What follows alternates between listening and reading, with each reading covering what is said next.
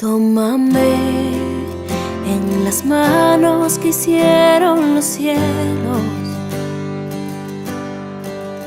Hállame en la gracia que me redimió.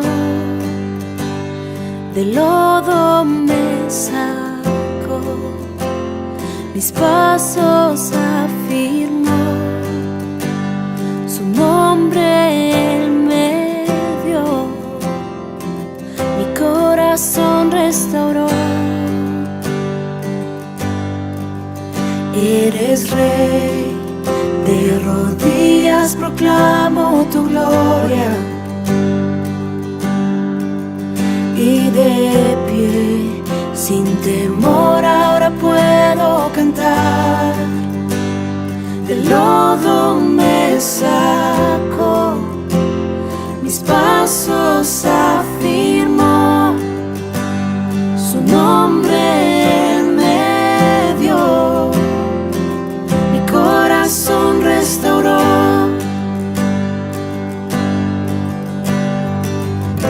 Aquí estoy, te necesito, me rindo a ti. Tuyo soy, mi alma te adora hasta el fin. Yo estaba roto, pero me amaste así. Tu gracia me alcanzó, mi pecado borró. Gracia que derrotó para siempre la muerte y quitó toda mi vergüenza y dolor. Partió el velo en dos, la piedra Él movió. Jesús se levantó y junto a Él me sentó.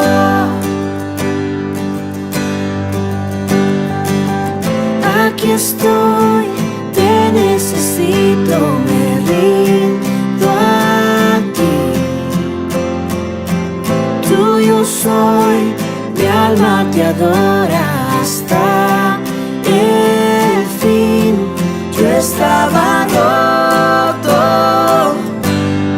pero me amaste así. Tu gracia me alcanzó, mi pecado borró. Fui perdonado, mi libertad compró. La muerte Él venció, mi pecado borró. Y tu gracia triunfó, tu gracia triunfó, tu gracia triunfó, tu gracia triunfó. Aquí estoy, te necesito, me rindo a ti. Tuyo soy, mi alma te adora hasta el fin. Aquí estoy, te necesito, me rindo a ti. Tuyo soy, mi alma te adora hasta el fin. Yo estaba roto, pero me amaste así. Tu gracia me alcanzó, mi pecado borró. Fui perdonado, mi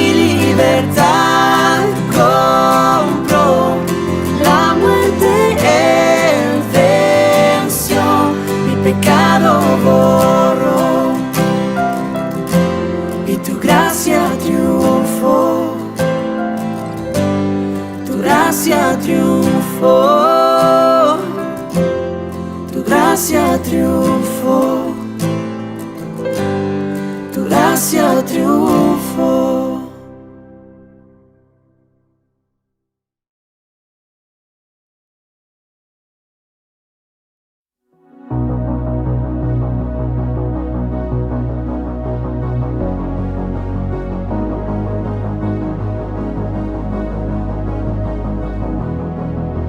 Grande amor, no existe nada bajo el sol que se compare a ti, Señor.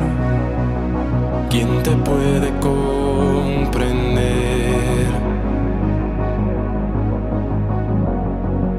Amor que bajó desde el cielo, mi alma Él vino a salvar. En esto conocemos el amor que dio su vida por nosotros, su libre gracia que nos alcanzó. Él dio su vida por nosotros, por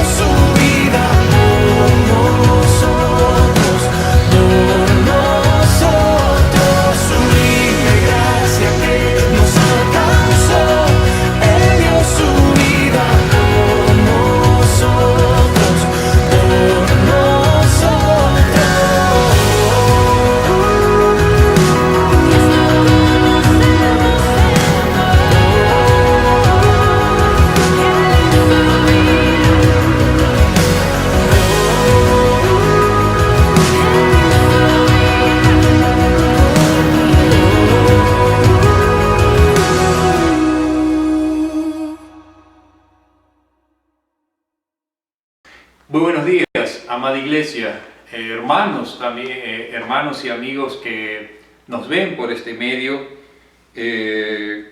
Somos la Iglesia Alianza Cristiana y Misionera, sede Cono Sur de Tacna, su servidor, el pastor Abraham Ferreiros.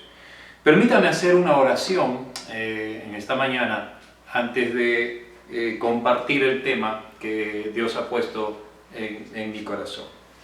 Padre, muchísimas gracias porque tenemos todavía el privilegio y la oportunidad de poder compartir tu palabra y recibir de ti lo que tú tienes para nosotros. Santo Espíritu de Dios, habla mi vida, habla mi corazón, habla a tu pueblo y habla también a aquellos amigos que escucharán, mirarán, Señor, este mensaje también.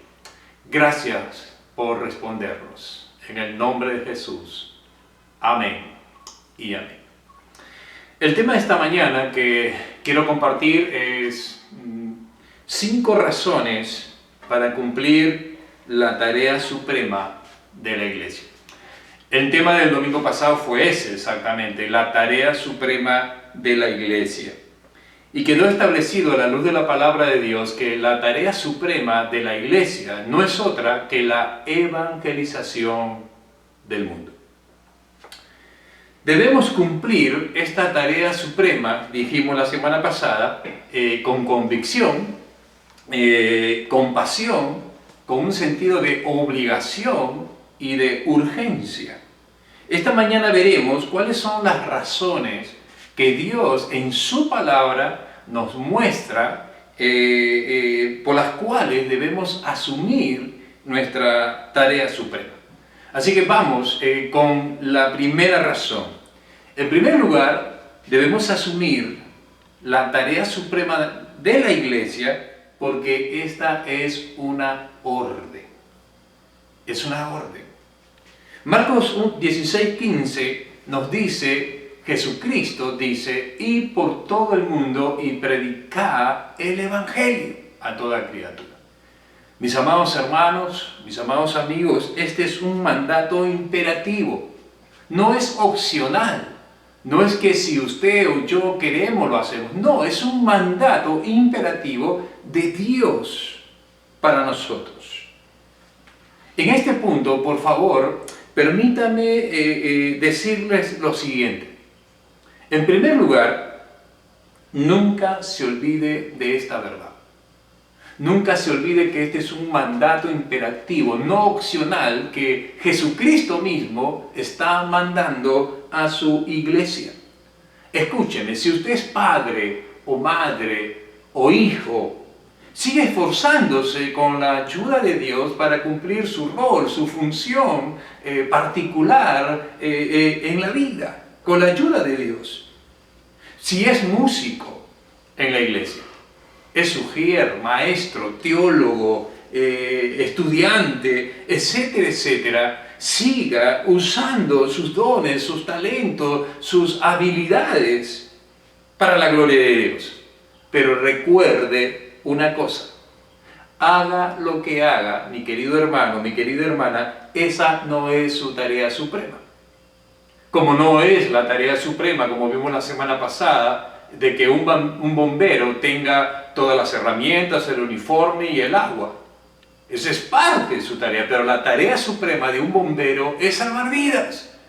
Y tu tarea suprema, mi querido hermano y hermana, quien quiera que seas tú, cualquiera que sea tu don, tu habilidad o talento en la vida o en la iglesia, tu tarea suprema es la evangelización del mundo.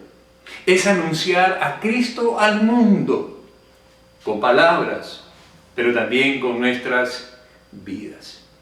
Así que en segundo lugar, permíteme abrir mi corazón y decirte, no para golpearte ni chancarte, sino para animarte.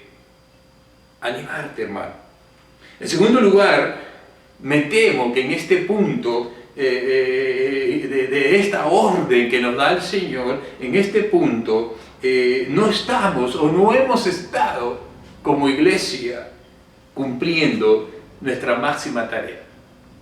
Y tengo 3 razones, creo, por las cuales no estamos cumpliendo esa máxima tarea suprema.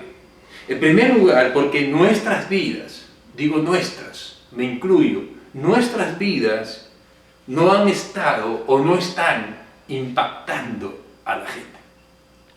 ¿Qué significa eso? ¿Qué quiero decir? Creo que tú has escuchado ese dicho, que lo que pasa es que muchas veces lo que hacemos tú y yo grita más fuerte que lo que decimos. Vale decir, estoy hablando de nuestras acciones, de nuestros testimonios. Muchas veces muchos de nosotros hemos abierto nuestros labios, hemos hablado de Dios, hemos hablado de Cristo, pero nuestra vida deja mucho que desear. Y me temo que entonces una de las razones adversas, negativas para cumplir nuestra tarea suprema es esa, que no hemos estado impactando con nuestras vidas.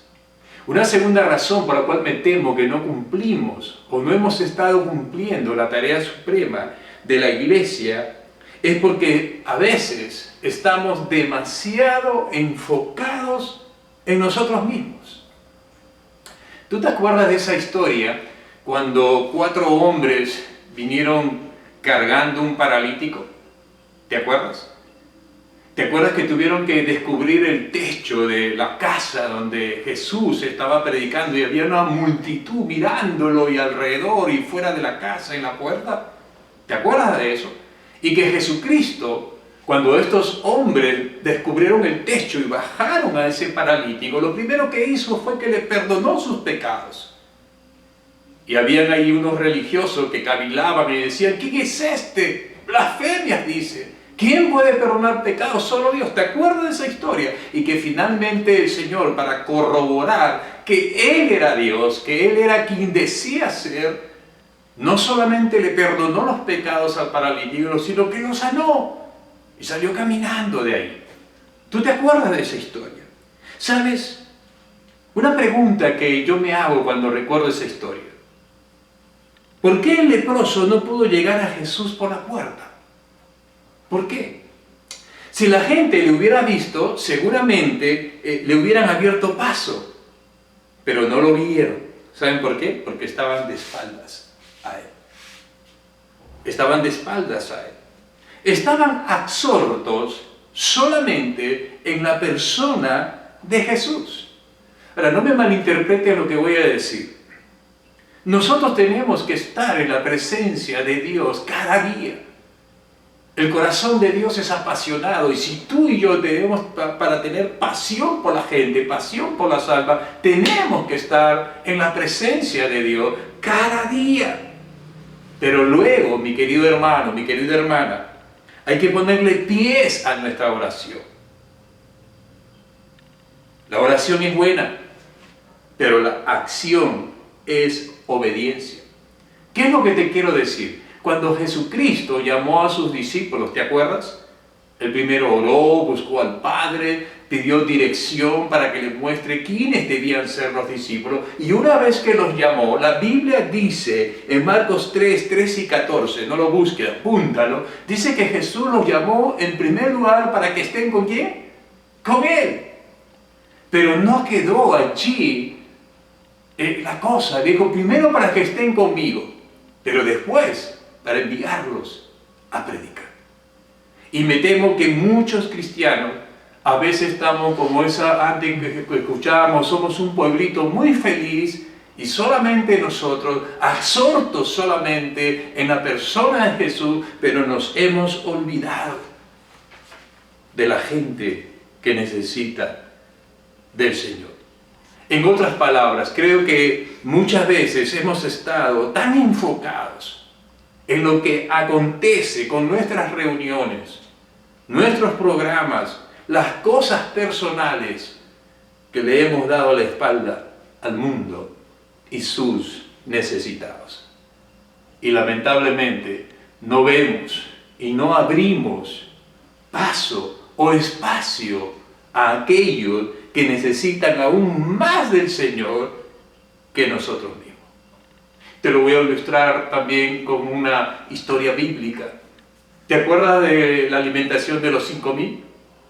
¿Te acuerdas de ese gran milagro de Jesús? ¿Te acuerdas que en algún momento el Señor Jesús, ya cuando tomó, preguntó cuántos panes y cuántos peces tenían los discípulos? Dice la historia que el Señor Jesús mandó recostar a la gente de 50 en 50, de grupo en grupo. Ahora yo te pregunto, si tú hubieras estado allí, si nosotros hubiéramos estado allí, y fuéramos de repente el tercer grupo o el cuarto grupo, ¿qué hubieras hecho si es que de pronto el Señor Jesús y los discípulos pasaran una y otra vez solamente por el primer grupo? Una y otra vez repartiendo los peces y los panes solamente a un grupo. ¿Qué dirían las filas de más atrás? ¿Qué dirías tú? ¿Qué diría yo? Yo creo que estamos de acuerdo, que reclamaríamos, diríamos, ¡hey! Acuérdense de nosotros, son las filas de más atrás, necesitamos.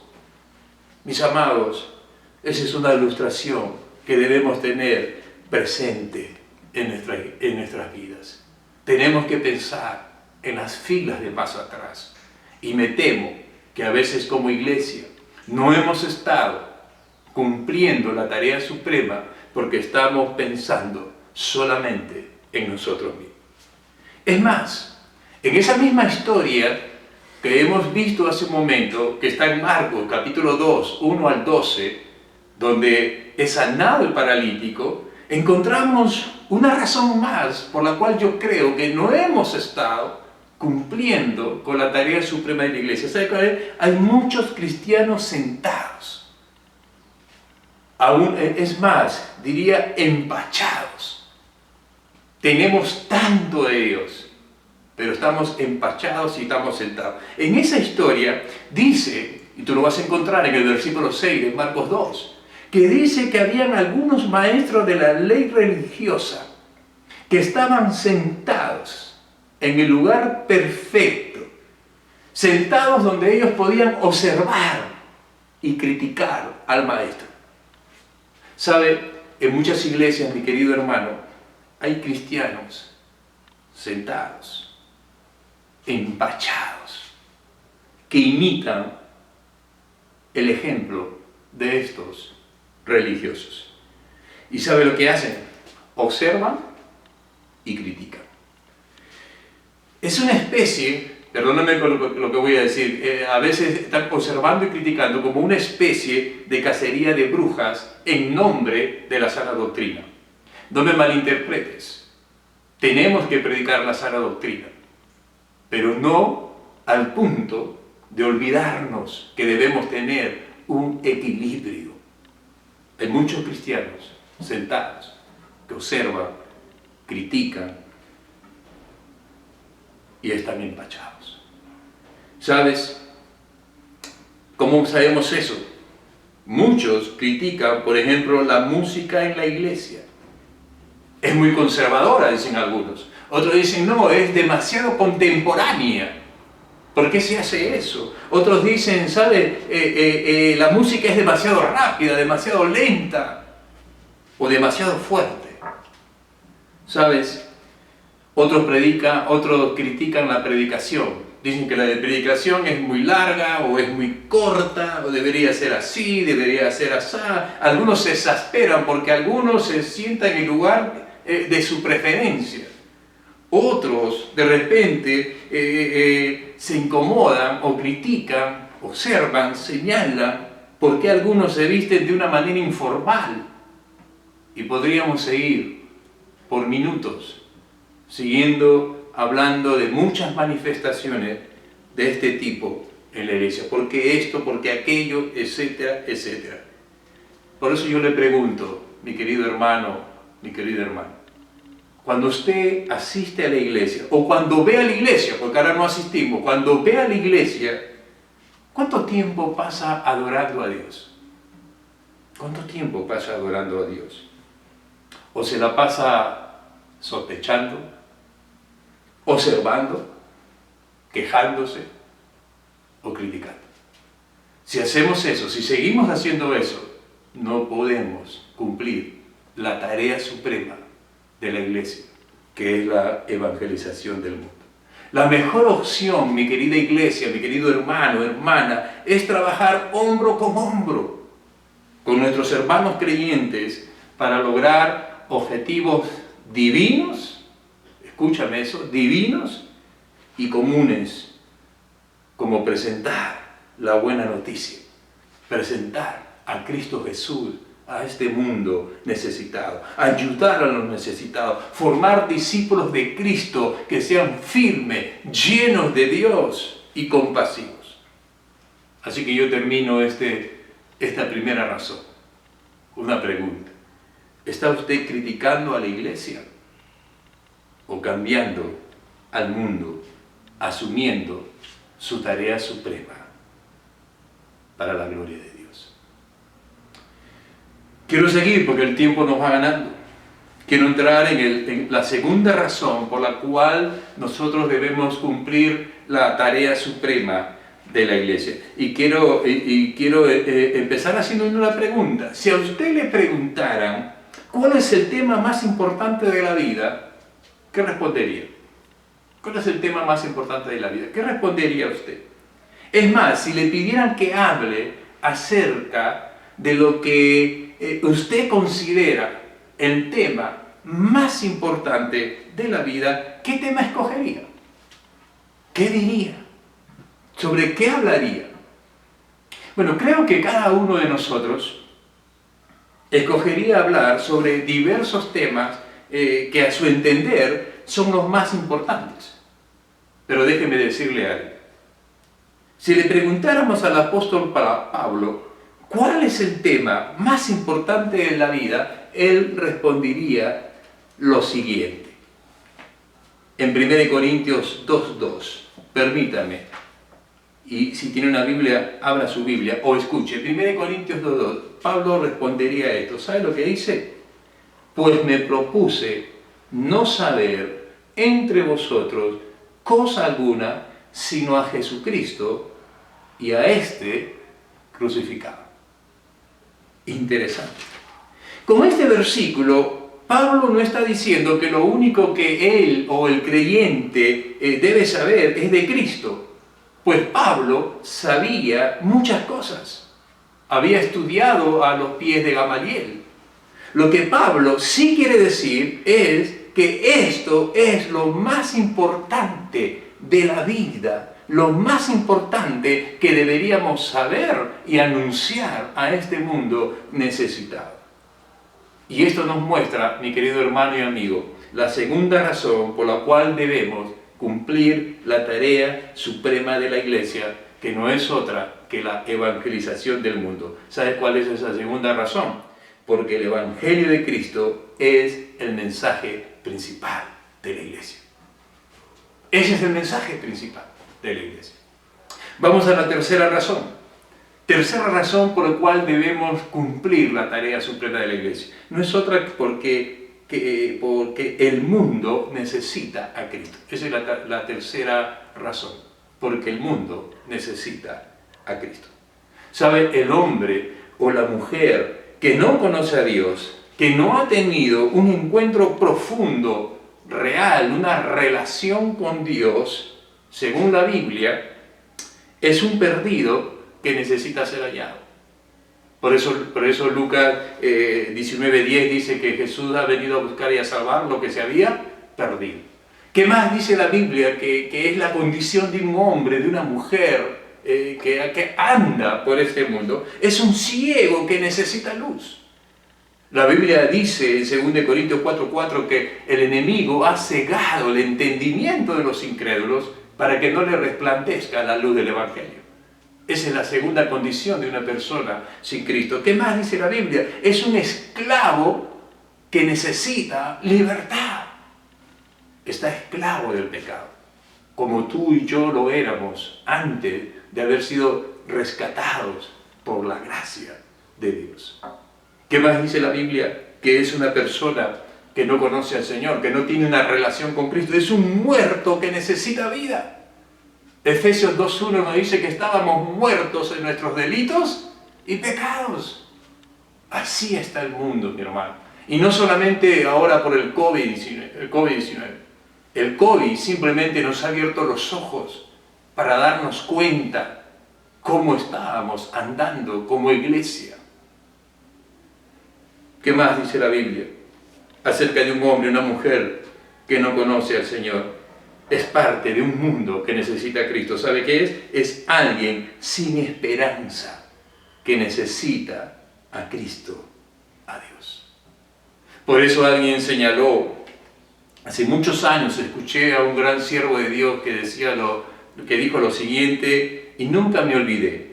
Él decía: la cruz de Cristo es el punto de encuentro entre un Dios santo y eterno con un hombre pecador y temporal. Que el no ser nada caracteriza la naturaleza humana, que el hombre delante de Dios está sin nombre, sin apellido, hasta que la misericordia de Dios lo alcanza. Mi querido hermano, el mundo necesita de Cristo.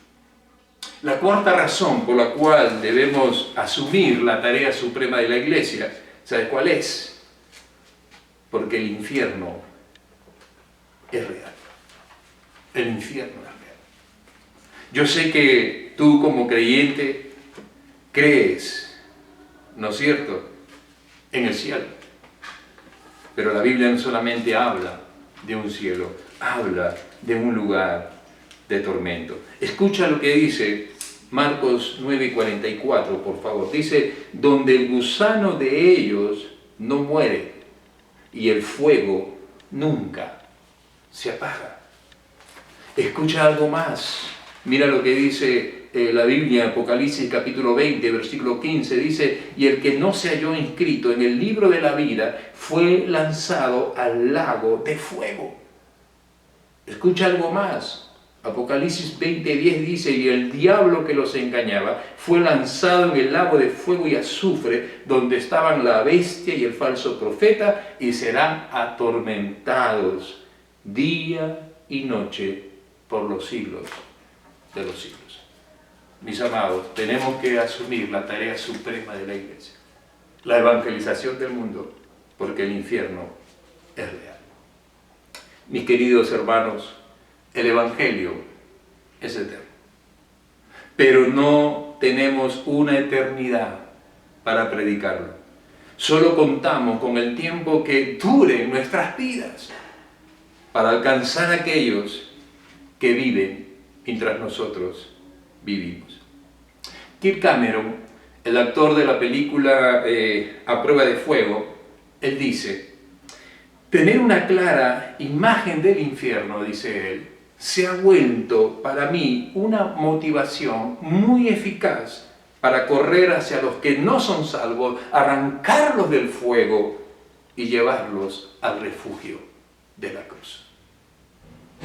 Los datos estadísticos siempre lo andamos repitiendo.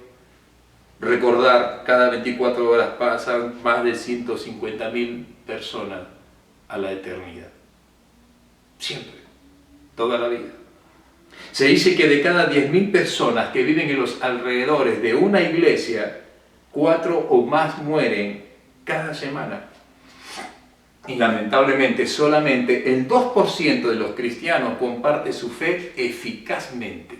No tengo tiempo para explicarte el significado de eficazmente, pero si tú lo quieres saber, llámame y yo te contestaré. Ocuparnos, escúchame, solamente, exclusivamente de nuestra espiritualidad personal, cuando los fuegos del infierno estallan, es lo mismo que si un bombero se detuviera a afeitarse antes de atender una llamada de emergencia.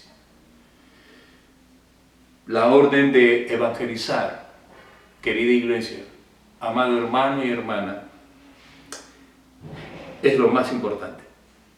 Por ello Jesús dijo: ¿de qué le aprovechará al hombre ganar todo el mundo y finalmente perdiere su alma?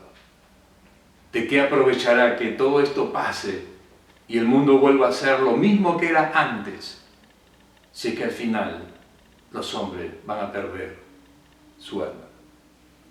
Tenemos que hacer todo lo posible para salvar a todos los que podamos de las llamas del infierno. Quiero decirte algo más en este punto, mi hermano, mi hermana que me estás escuchando. Si estas verdades no inflaman nuestros corazones de pasión por las almas, no conozco nada más que pueda hacerlo. Vamos al último punto. ¿Por qué tenemos que asumir la tarea suprema de la Iglesia? Porque solo el Evangelio salva y transforma a los pecadores. Solamente el Evangelio. ¿Sabes? Ni las lágrimas de mi madre pudo transformar este corazón duro. No se pudo. Pero un día Jesucristo llegó a mi vida, tocó ese corazón duro y aquí estoy ahora, por su gracia, hablándote este mensaje. Solo el Evangelio salva y transforma a los pecadores. Escucha lo que dice Romanos 1, 16, 17 en NTV. Dice: pues no me avergüenzo de la buena noticia acerca de Cristo, que es poder de Dios en acción para salvar a los que creen, a los judíos primero y también a los gentiles. Esa buena noticia, dice Pablo, nos revela cómo Dios nos hace justos ante sus ojos, lo cual se logra del principio al fin por medio de la fe en Jesús. Como dicen las Escrituras, es por medio de la fe que el justo tiene vida. Mis amados, el Evangelio es poder de Dios en acción. La única fuerza disponible. Las necesidades del mundo saltan a la vista. Si hay algo que puede aliviar los pesares de este mundo, es sin duda alguna el Evangelio que está escondido en Cristo. Predicar el Evangelio, amados, es soltar ataduras.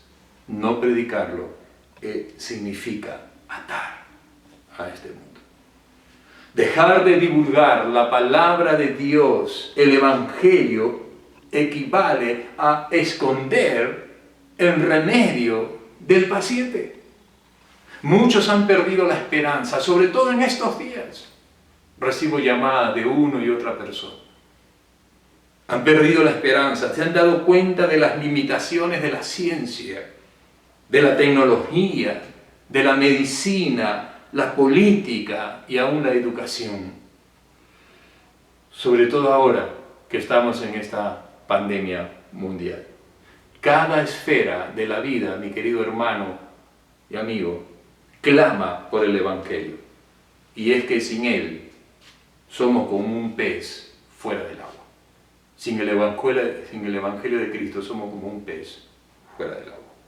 La única esperanza que tenemos es el Evangelio. Y cuando de la salvación se trata, el único remedio de que disponemos es el poder divino del Evangelio. Por eso nuestra suprema tarea es poner ese remedio divino sobre la mesa de este mundo. Por ello predicamos el Evangelio. No debemos dudar de su poder solo porque no todos quieren aceptarlo. Hermanos y amigos, nuestro destino está ligado al Evangelio, a esa buena noticia. Así que es imposible, escúchame bien lo que voy a decir, porque para muchos podría decir: pastor, creo que usted exagera, pero no creo. Es imposible no exagerar, mi querido hermano y amigo, la urgencia del Evangelio. El Evangelio tiene que ver con Dios y Dios tiene que ver con la eternidad. Nada está completo sin Dios. O es usted salvo o está perdido. Esa es la pregunta básica de la vida. O es salvo o está perdido. La pregunta básica de la vida. El Evangelio nos dice que Jesús salva de la ira, del juicio, del infierno, de las ataduras del diablo, de las tinieblas, de nuestras angustias, de nuestros pecados. De hecho, quien no asegura su casa no es precavido, ¿verdad?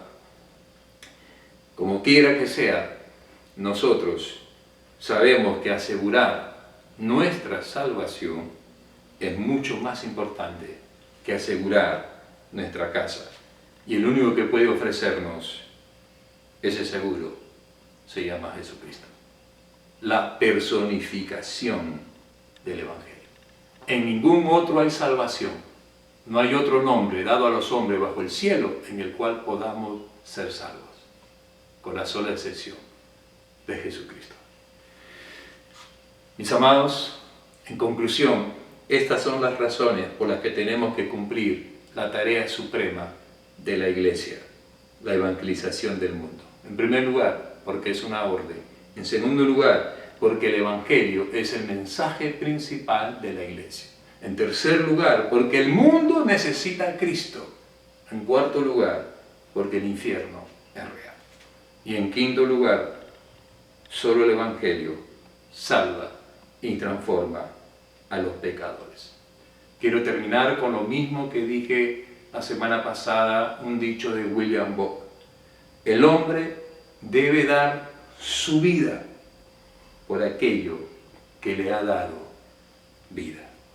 El Señor nos ayude a hacerlo. Unas palabras para ti, querido amigo. De repente tú has entendido el mensaje. Estás en angustia. Estás sin paz. Al mirar tu vida, te das cuenta que necesitas de Cristo, que has pecado contra Él. Yo te invito también esta mañana. ¿No quisieras, amigo, rendir tu vida, tu corazón a Cristo? Si tú deseas hacerlo, puedes repetir conmigo una oración sencilla. Inclina tus ojos, inclina tu cabeza, cierra tus ojos y podrías decirle algo así a Dios. Dile así: amado Dios, confieso mi necesidad de ti. Confieso que he pecado contra ti. Perdona todos mis pecados, oh Dios. Perdóname, por favor. Cambia mi vida. Dame una nueva vida, Jesús. Creo en ti, Jesús. Quiero que seas y quiero confesarte como Señor, dile así, como Señor y Salvador de mi vida. En el nombre de Jesús. Amén. Si has hecho esa oración, Dios va a obrar en tu vida. Dios le bendiga. Muy bien, amigo, si tú que has escuchado este mensaje y le has pedido al Señor con todo tu corazón, de veras, que perdone tus pecados, eres consciente de eso, pero le has pedido perdón y ahora crees que Jesucristo murió en la cruz por ti y le has pedido que cambie tu vida, que te haga una nueva persona, que te dé una nueva vida. Si tú has hecho eso conscientemente, entonces lo que sigue es para ti también. Quisiéramos seguir en contacto contigo, así que mientras estoy hablando va a aparecer abajo un correo electrónico, un teléfono, un WhatsApp, donde tú puedas conectarte con nosotros. Queremos orar por ti, queremos seguir siendo amigos, seguir teniendo contacto contigo. Así que te invito, si es que tienes algún motivo de oración, una necesidad de oración, entonces escríbenos a las direcciones que aparecen abajo. Estaremos muy contentos, muy alegres de poder recepcionar tu necesidad y nos pondremos en contacto contigo. Te esperamos. Que Dios te bendiga.